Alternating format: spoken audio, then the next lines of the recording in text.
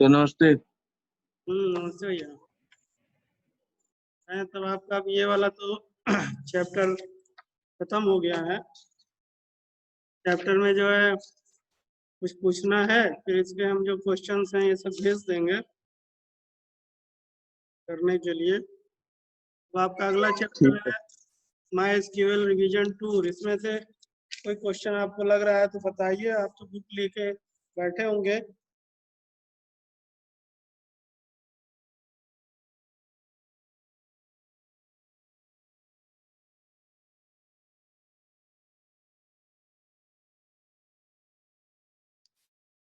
एक minute. Hello. नहीं, अब आ गए, क्लास ले रहे हैं हम।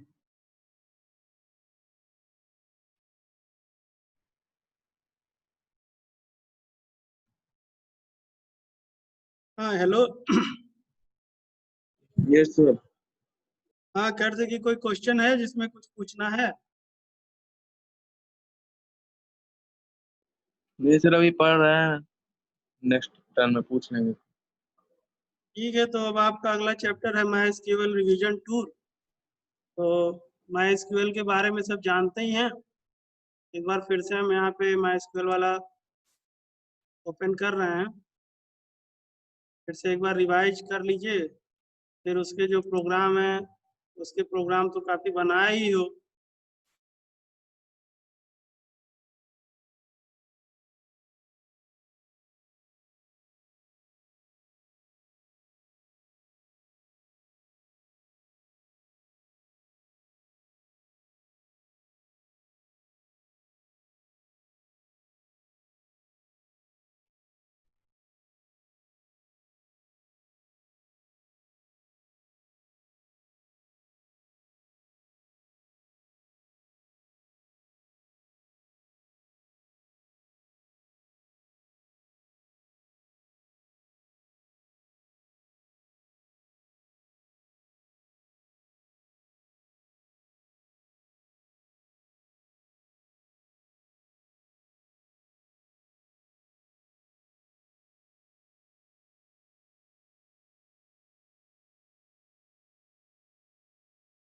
यहाँ पर तो दिख नहीं रहा है कहीं ना। माई एसक्यूएल रिवीजन ये है। है सर।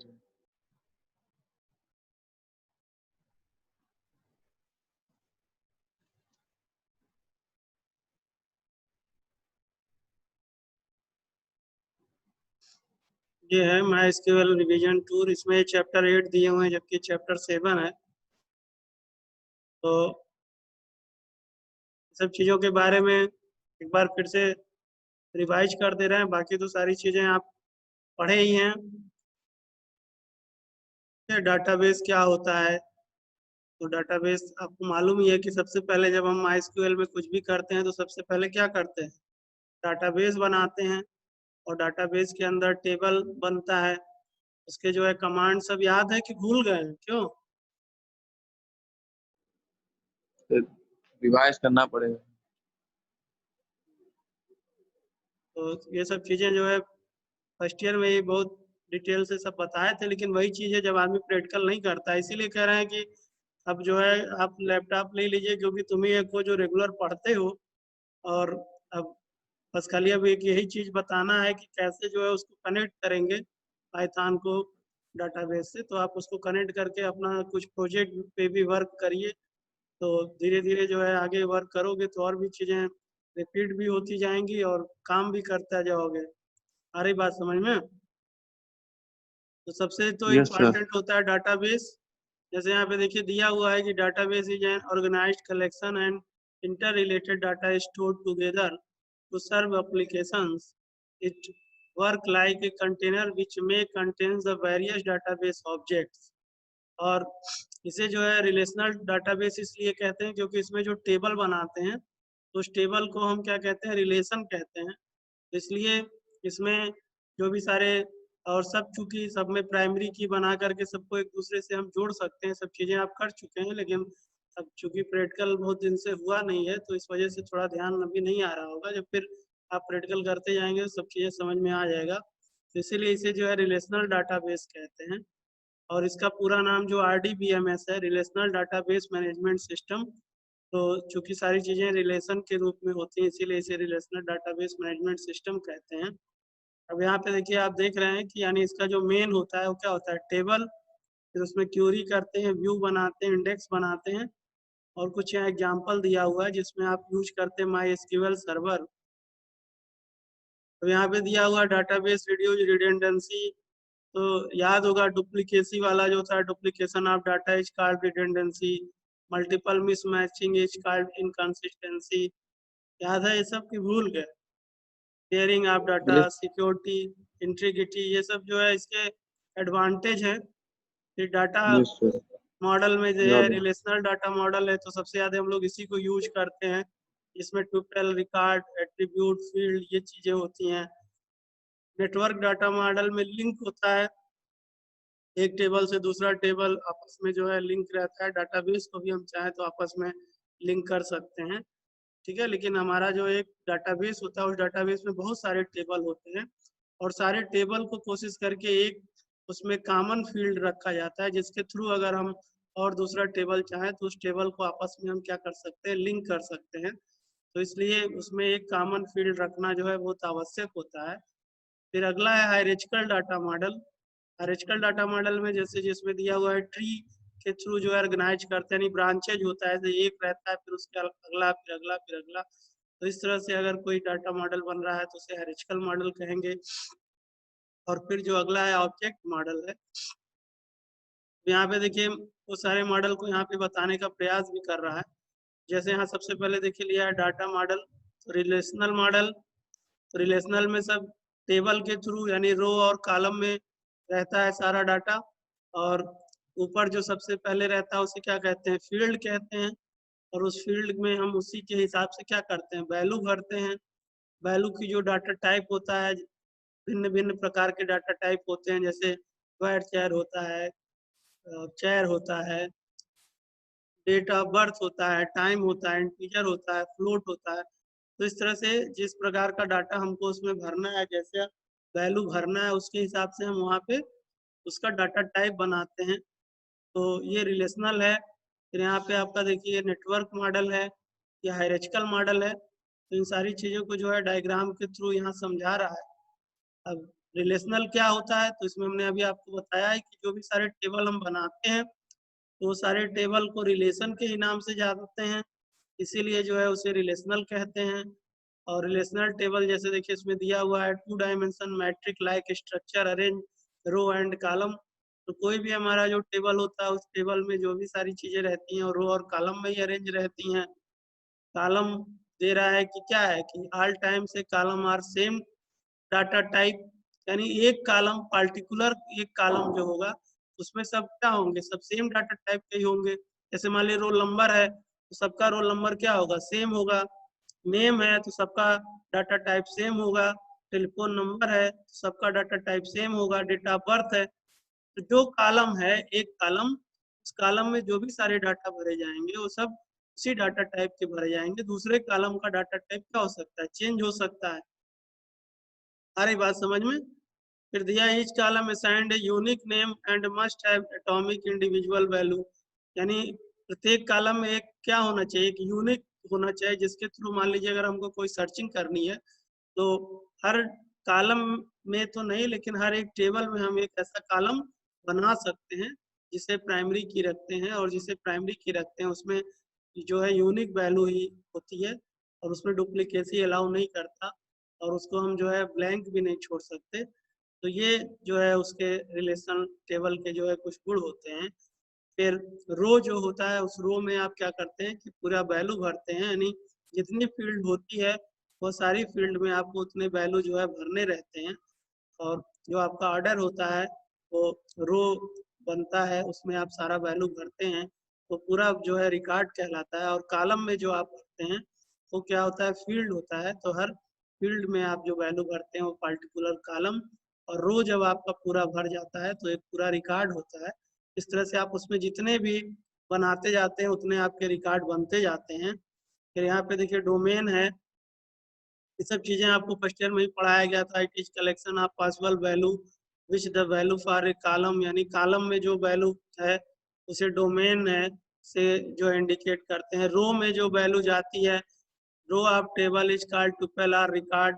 एट्रीब्यूट का मतलब होता है कि जो हर एक कॉलम में जो हम जो फील्ड है उस फील्ड को एट्रीब्यूट कहते हैं। नंबर ऑफ कॉलम जो है वो डिग्री कहलाती है।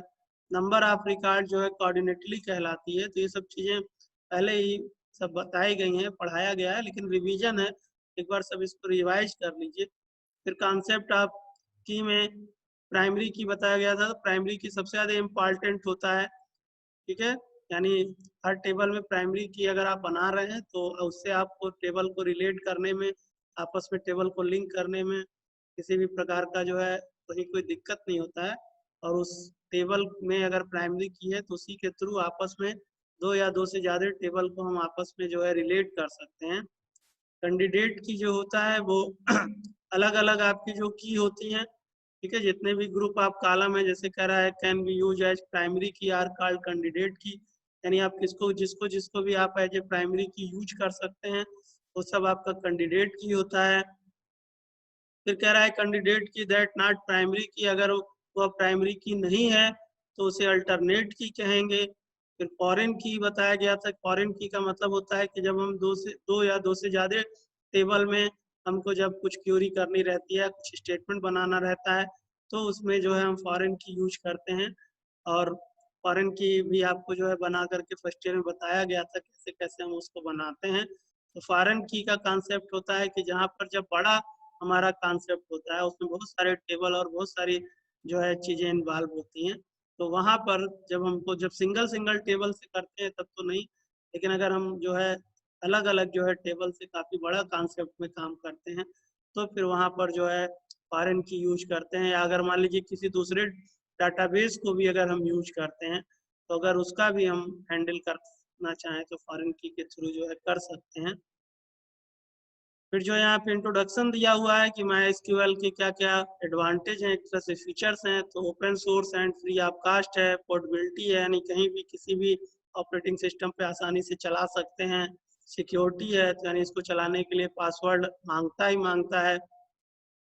कनेक्टिविटी जरूरी होती है, बिना कनेक्टिविटी के चलता नहीं है। क्यूरी लैंग्वेज है, तो SQL इसे बोलते हैं। SQL का पूरा नाम होता है स्ट्रक्चर्ड क्यूरी लैंग्वेज।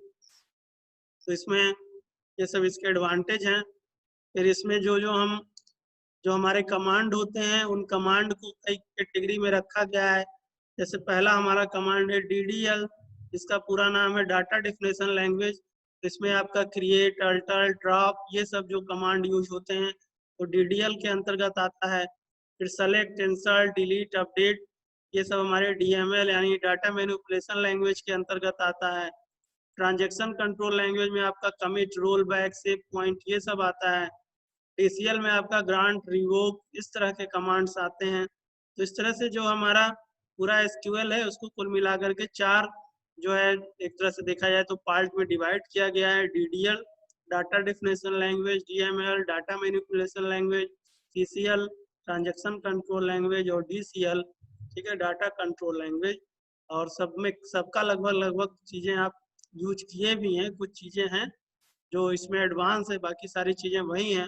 अब यहाँ पे देखिए दिखा रहा है कि कैसे डाटाबेस बनाएंगे। पहले लिखेंगे क्रिएट डाटाबेस, फिर डाटाबेस का नाम, फिर यूज करेंगे, फिर उसको देखना है तो शो करेंगे, ठीक है, डाटाबेस दिख जाएगा। टेबल देखना हो तो उसको टेबल्स करेंगे। किसी डाटाबेस को डिलीट करना है तो ड्रॉप करेंगे, टेबल को डिलीट करना है तो ड्रॉप करेंगे। उसमें कौन कौन सी चीजें हैं, कितने फील्ड हैं, वो फील्ड किस टाइप का है, क्या है, ये सारी चीजें देखना है तो डिस्क्राइब करेंगे। तो इस तरह से चीजें इसमें करते हैं। फिर ये अलग अलग डाटा टाइप दिया गया है। इंटीजर अगर बना रहे हो तो कितना लेगा वैल्यू, स्मॉल इंटीजर है तो कितना लेगा, फ्लोट है तो कितना लेगा, इसी तरह से डेट है ले रहे हैं तो किस फॉर्मेट में लेगा, टाइम है तो किस फॉर्मेट में लेगा। फिर कैर और वैर चेयर में आपको डिफरेंस बताया गया था। तो ज्यादातर आपसे कहा जाता है कि वैर चेयर ही यूज किया करिए, क्योंकि वैर चेयर का मतलब होता है कि अगर हम जितना ले रहे हैं उतना अगर हम उसमें वैल्यू नहीं भर रहे हैं तो भी उतनी मेमोरी को रिलीज कर देता है। और कैरेक्टर जो है फिक्स कर देता है, इसीलिए इसे फिक्स लेंथ कहते हैं, और varchar को जो है वेरिएबल लेंथ कहते हैं। तो ज़्यादातर हमको जब टेक्स्ट भरना रहता है तो varchar का उपयोग करते हैं। तो इस तरह से ये सारी चीज़ें आपको बताई गई हैं, और भी जो सब चीज़ें हैं इसको आप डिफाइन कर लीजिएगा। फिर हम लोग आगे इसका प्रैक्टिकल भी करेंगे, और जल्दी से हम तो आशा करेंगे कि आप लैपटॉप ले लीजिए ताकि जल्द ही जो है आप प्रैक्टिकल करिए।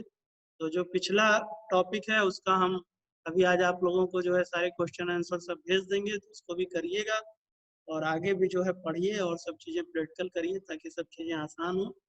फिर आज का क्लास अब यहीं ओवर करते हैं, फिर कल हम लोग अपने समय पे मिलेंगे। ठीक है, okay okay sir. Okay, okay, good, okay, good afternoon sir. Good afternoon.